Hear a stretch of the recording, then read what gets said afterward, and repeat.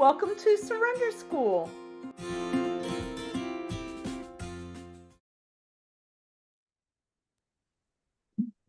All righty.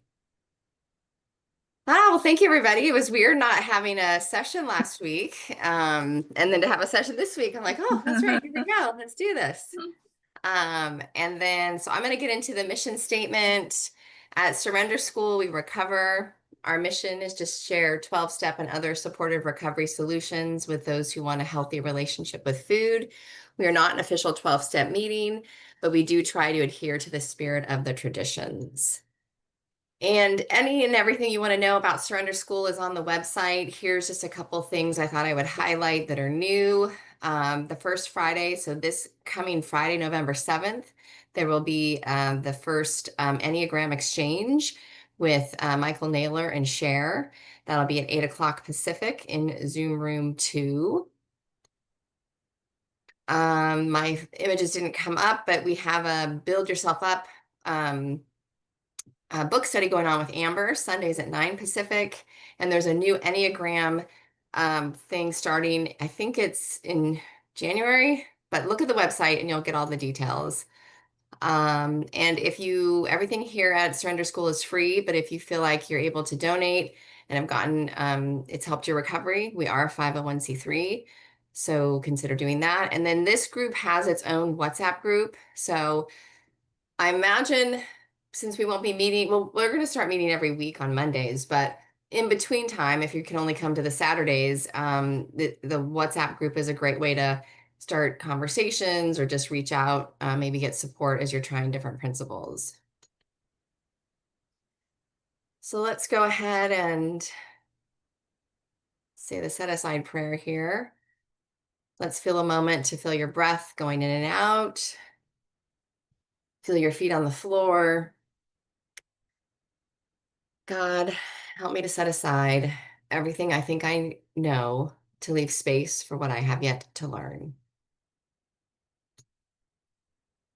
So this month's focus is about cope with your feelings with kindness, which is principle 7. And I know for some of you who've come before, we've talked, we had 2 different sessions on this topic. But it feels like we could probably talk about this topic forever because for me and for I think a lot of people, the dealing with our emotions is the main thing that a really big like challenge in figuring out how to intuitively eat, especially if we've used food to cope with our emotions, which a lot of us do. I think the whole world does, to be honest. So it's just finding other ways to cope. It's also figuring out how we're feeling and what to do about that feeling. So we'll talk a little bit more about that today. I do have it. Okay, I'm just going to get into it. So my intention for today, and this is kind of not all going to happen today, because I think it is a bigger scope, but really to normalize emotional eating and reframe it as communication rather than failure. So I remember a long, long time ago when I was first starting out in recovery. If I broke my abstinence or I had something that wasn't on my food plan, it was just like the end of the world. It really felt like, it felt really devastating. And now, but then over time, I got to see that when I was having struggles with the food, that there was really other things going on. So really getting to see the emotional eating. The emotional eating is just like a symptom of a greater thing going on underneath the surface. So again, looking at it more as communication, like your body, your soul, your higher power, your higher self, whatever it is trying to communicate to you that something is off, and you may reach for food in that moment, but really the idea is to get that line of communication going. It's also to build this today and other days. We'll talk about how to build emotional awareness and compassion. We're going to do a couple of exercises this morning on that. And then also to regulate. So having other things to do to help regulate your emotions that don't rely on food. So we'll talk a little bit about that today, probably get more into that in December. So for the rest of the year, I guess, we'll be talking about this topic. So I thought it'd be helpful just to get grounded this morning. This always helps me because I'm so much in my head a lot of the times, or I'm so much in my feelings that I'm just like not in my body at all. So this is just a very short grounding exercise, and you can um, participate how you'd like. Nobody can see you on the thing, so feel free to close your eyes if you'd like, or however you feel comfortable. But I'm just going to guide us here for a few minutes, just to get us grounded and in our bodies today. So find a comfortable position with both feet on the ground. Let your eyes close or soften your gaze. Take a slow, deep breath in through your nose and exhale gently through your mouth. Feel yourself arriving in this moment. Hello, we're here. It's Saturday. We're spending this time together just to get connected with ourselves. Notice that the ground is holding you. You do not need to hold yourself up. Bring your attention to the top of your head. Slowly move your awareness down your forehead, eyes, and jaw. Notice any tension or holding and allow it to soften. Let your awareness drift down your neck and shoulders. With each breath out, let them relax a little bit more. Move your attention down through your arms, hands, and fingers. Notice sensations of warmth, tingling, or stillness. Now bring awareness to your chest and belly, feeling them rise and fall with your breath. See if you can let the belly soften just a bit more. Continue down through your hips, thighs, knees, calves, and feet. Feel the support of the ground beneath you. You are connected. You are safe. Now gently ask yourself, what am I feeling right now? There is no wrong or right answer. It can be a physical feeling, something in your body. It can be an emotion. Maybe you feel calm, sadness, gratitude, or something unnamed. Whatever is here, allow it to be here. You don't need to fix it or change it or have a story about it or dialogue with it. Just notice.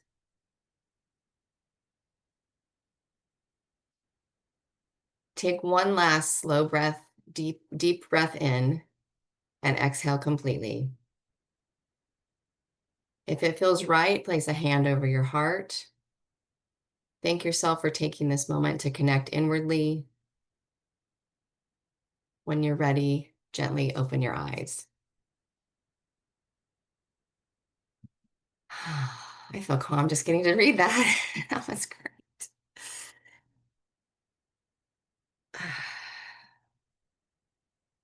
I mean, if we just did that like every day, I think that would help a lot, right? Just giving ourselves that few minutes to just, do you have a comment, Joy? Oh, your hand's up. Okay. Just a few minutes to get where our feet are, you know? So thank you for participating in that with me.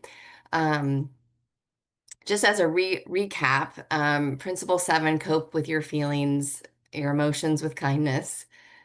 Find ways to comfort, nurture, distract, and resolve your issues without using food.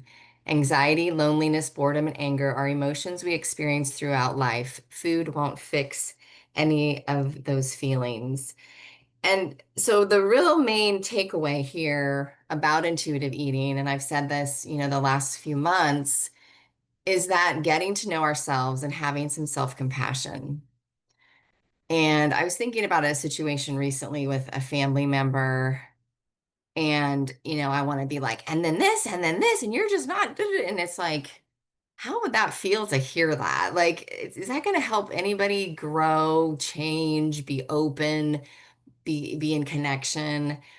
So I was able, luckily this is all going on in my head, that no words have come out of my mouth, but it's like, wow, what if I were to be more compassionate with this person and see that their behavior is really a sign of struggle, a sign that things aren't probably okay, but the way to make them, I don't know, the way to solve it isn't by getting mad or making them feel bad about what they're doing. It's really like having that compassion, like, hey, what's going on? Or whatever it is. And so I think that same thing can be said for ourselves, right? So if we have more food than we want in a day, in a meal, in a week, how are we treating ourselves? Are we, making ourselves feel really bad? And now next week we're doing this and no more of that. And I'm getting to just like tighten up, and or are we like, what's going on? Like, obviously, there's some stuff going on. Maybe I need to use some other tools to figure this out and get support, right? Whether it's going to a meeting, calling a friend, calling a sponsor or a mentor, but just not trying to figure out the problem in the mind. The other thing I'll say, and I think this comes up somewhere else in the slideshow, is if you remember that log example, like a lot of us, all of us probably needed food at some point to survive, to help us manage our feelings.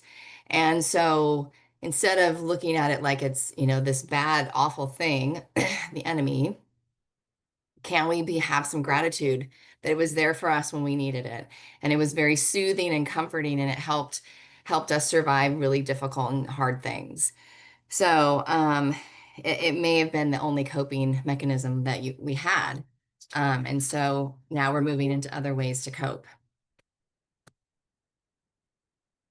So speaking of this, one of the things that I notice with eating over our emotions, there's different types of hunger. And I think if we are not feeding our biological hunger, then we may be more apt to overeat in other ways.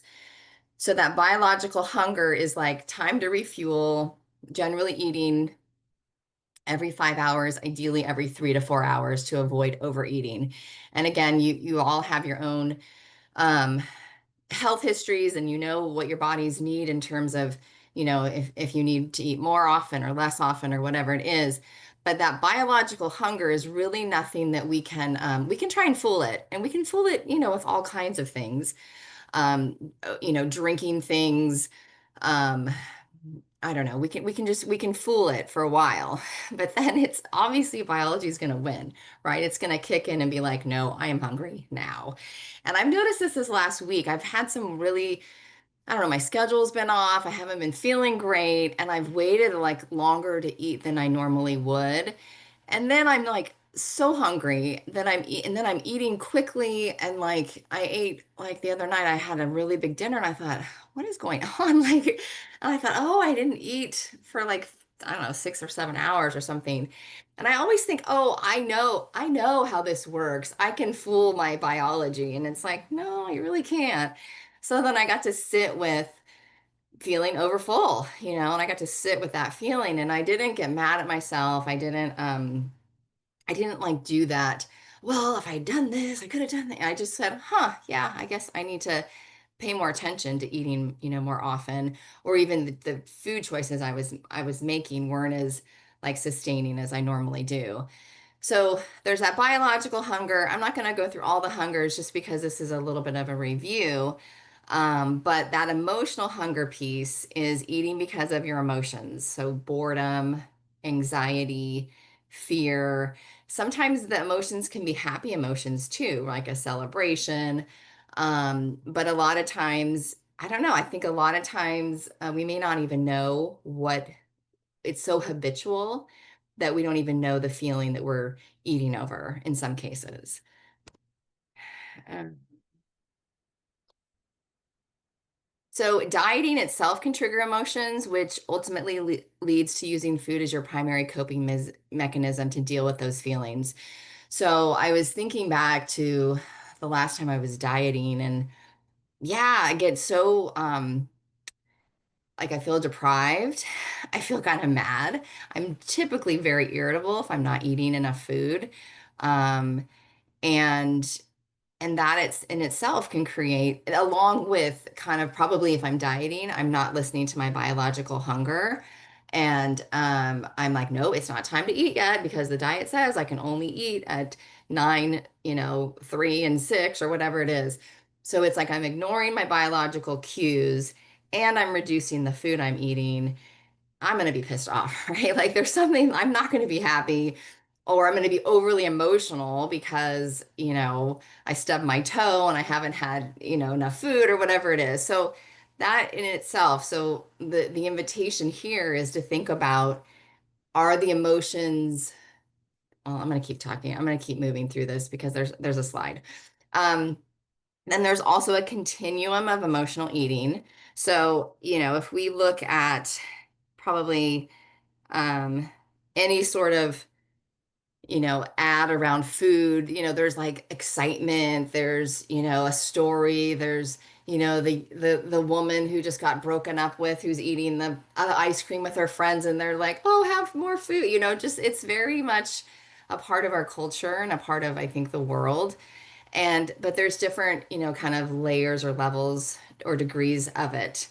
So this again is a refresher, but figuring out where you are on the end of the continuum can also help in how you approach it. So if you're just kind of at the mildest sensory gratification. It was Halloween last night. Maybe people had candy, maybe people didn't.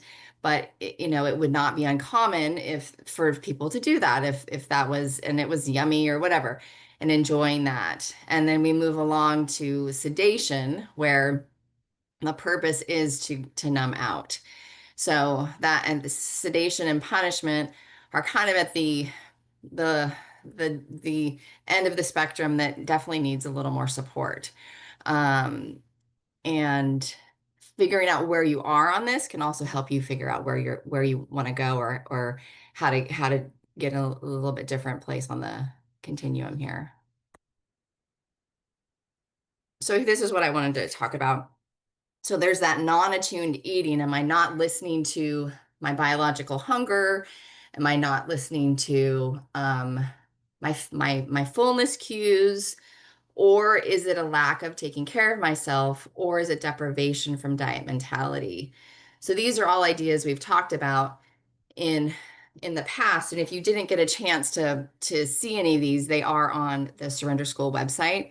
The intuitive eating has its own page. So all of the past presentations are there. So if you just need a tune up or want to get familiar with this. But yeah, that non-attuned eating is eating when you're not hungry, or eating more, eating beyond when you're full. Um, and then the lack of self-care we talked about in terms of not sleeping well enough, not having that balance of like, I have social things to do, I have fun things to do, I have relaxation in my life, I have spirituality in my life, I have nature, I have community, all these different things can affect, if we're eating over our emotions, as well as that deprivation from diet mentality. Um, okay. So I have a short exercise here. I've got a couple of areas that we're going to do some reflection, and I'd love to hear your sharing for those who want to share. But I think some of us, or most of us, are probably familiar with the feelings wheel. So I invite you, and even if you can't see your feeling on this wheel, I know it's kind of small, but I invite you to pick one emotion, and you can talk or write about how you normally cope with it, and then brainstorm two new nurturing ways of coping. So we'll take we'll take like 5 minutes here, and I won't make you let's just write about it, and then if people want to share, and if you don't know a way to have new nurturing ways of coping, just share, and then maybe as a group, or I can help suggest ideas of how to do it a little bit different. I like this quote: "When I get lonely these days, I think, so be lonely, Liz." This is a author talking. "Learn your way around loneliness. Make a map of it, sit with it for once in your life. Welcome to the human experience." And that's Elizabeth Gilbert from her book Eat, Pray, Love, or she was author of Eat, Pray, Love. She has other books as well, but I think that is part of it, is that acceptance of being human, and that sometimes we feel happy, sometimes we feel sad, sometimes we don't even know what we're feeling, and just giving ourselves that grace and space to just like, I'm not really sure how I'm feeling.